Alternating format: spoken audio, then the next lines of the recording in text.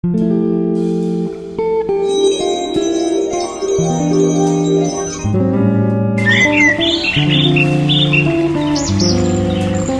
अपने परिवार के साथ जंगल से सटे एक छोटे से गांव में रहता था। हरिहर जंगल से लकड़ियां काटता और शहर ले जाकर बेचाता। यही उसकी कमाई थी। एक रोज उसकी पत्नी उषा ने कहा, क्या जी, सारी उम्र लकड़ियां बेचकर ही गुजारा करेंगे क्या? दाल रोटी चल रही है ना उषा, बस उतना ही काफी है। ऐसे ही समय बीता। फिर एक रात अचानक उस जंगल में बहुत भयंकर आग लग गई। आग इतनी भयानक थी कि उस छोटे से गांव में भी फैल गई और लोगों के घरों तक में आग लग गई। सब अपनी जान बचाकर घरों से भागने लगे। घर में रखा सारा सामान जलकर खाक हो गया। अब हम कहाँ जाएंगे जी? जो 2 पैसे जोड़े थे वो भी जल गए। सारा जंगल जल गया, अब मैं लकड़ियाँ कहाँ से बेचूंगा? अगले दिन उन्होंने अपना घर साफ किया। घर के नाम पर अब उसमें ईंटें ही बची थी जिसमें वो रहने लगे। तभी उसका बड़ा दामाद घर आया और कहने लगा, पिताजी पैसे बचे हैं या वो भी जल गए? देखिए, मैंने जो आपको पैसे दिए थे वो किसी से ब्याज पर लिए थे। अब उसे कैसे लौटाऊंगा? और मेरा काम भी ठीक नहीं चल रहा है, तो मैं भी उसे कहाँ से दूं? नहीं बेटा, कुछ नहीं बचा, मेरे पास पैसे नहीं है। उनके पास कुछ नहीं बचा था, वो सभी भूखे थे। तभी हरिहर की बेटी सीमा की नजर अपने आंगन में बचे उस कच्चे आम के पेड़ पर जाती है। वो झट से जाती है और कुछ कच्चे आम तोड़कर ले आती है। फिर उन्हें काट कर नमक के साथ सबको खाने को देती है। वाह दीदी, ये तो बहुत स्वादिष्ट है। हाँ सच में बेटी। हाँ, लेकिन इसका स्वाद और बढ़ जाता अगर हम इन कच्चे आमों के साथ मसाला लगाकर बेचे। कैसा मसाला बेटा? वही मसाला जो जीरा, धनिया, नमक, लहसुन, काली मिर्च सब पीसकर और भी कुछ विशेष तरह का सामान डालकर हम उसको बेच सकते हैं। लेकिन सामान के लिए पैसे कहाँ से आएंगे? तभी विमला अपनी साड़ी के पल्लू में छुपाए हुए 200 रुपए का नोट निकालती है। ये आखिरी नोट बचा है जो आपने मुझे कल घर खर्च के लिए दिए थे। साड़ी के पल्लू में बंधा था इसलिए बच गया। अगर सीमा का बताया हुआ काम चल निकला तो ये पैसे फिर बन जाएंगे। फिर सीमा दूसरे गांव जाकर जरूरत का सामान ले आई। फिर एक कच्चा आम काट कर उस मसाले के साथ सबको खाने को दिया। हरिहर खुशी से बोला, अरे वाह बेटी, ये तो बहुत ही स्वादिष्ट है। मैं अभी पेड़ से आम तोड़कर लाता हूँ, फिर इस मसाले के साथ हम उसे बाजार में बेचने जाएंगे। हरिहर ने आम तोड़े और मसाला लेकर बाजार में बेचने के लिए सीमा के साथ निकल गया। कच्चे मसाला आम, कच्चा मसाला आम, आइए आइए, सिर्फ 10 रुपए में, आइए आइए। कच्चे मसाला आम, कच्चा मसाला आम, आइए आइए, सिर्फ 10 रुपए में, आइए आइए। उसके मसाले की खुशबू से कुछ ही देर में लोग उसकी तरफ आने लगे और देखते ही देखते उनके सारे कच्चे आम बिक गए। दोनों जल्दी से घर आ गए। क्या हुआ जी, आप दोनों बड़े जल्दी लौट आए? अरे विमला, आज हमारे सारे आम बिक गए और ये देखो पैसे। पैसे देख सभी बहुत खुश हुए। अगले दिन हरिहर फिर से कच्चे आम और मसाला लेकर बेचने निकल गया।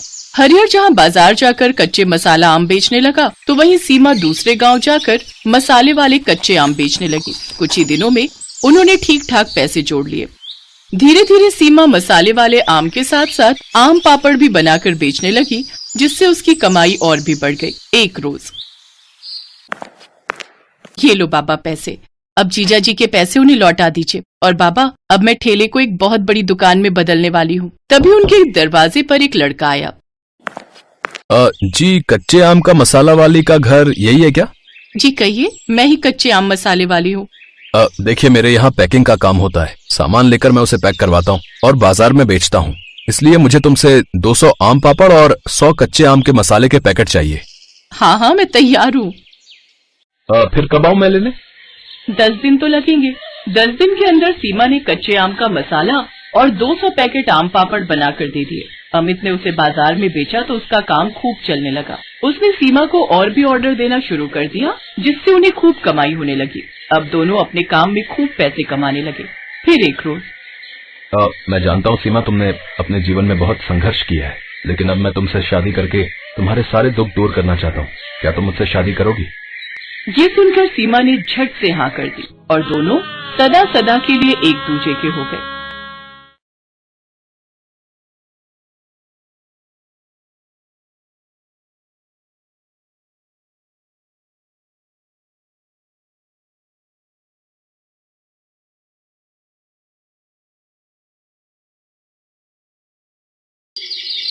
सीमा के पिताजी सब्जी बेचते थे।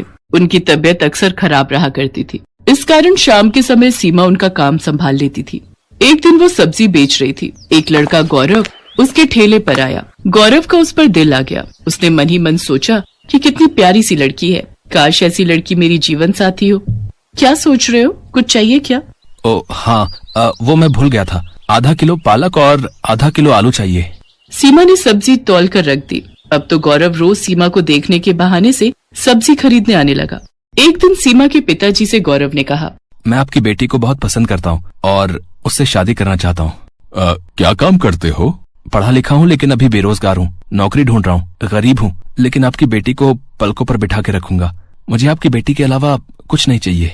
गरीब आदमी के लिए बिना दहेज दिए बेटी का हाथ किसी के हाथ में देना बहुत बड़ी बात थी, इसलिए उन्होंने शादी के लिए हाँ कर दी। साधारण तरीके से गौरव और सीमा की शादी हो गई। आओ बहू, हमारे घर में तुम्हारा स्वागत है। सीमा ने चारों तरफ देखा। गौरव का घर ज्यादा बड़ा तो नहीं था, मगर हाँ, उसके घर से अच्छा था। उसने सरला के पैर छुए तो सरला ने ढेरों आशीर्वाद दिए। कुछ दिनों बाद गौरव को एक प्राइवेट नौकरी मिल गई, लेकिन कुछ ही महीनों बाद वो छूट गई। ऐसे कैसे काम चलेगा गौरव? कुछ काम तो करना ही पड़ेगा। बोलो क्या करूँ सीमा? है पकौड़े तलूं? डिग्रियां लेकर भी कोई जॉब नहीं मिल रही और जो मिलती है महीने 2 महीने बाद छूट जाती है।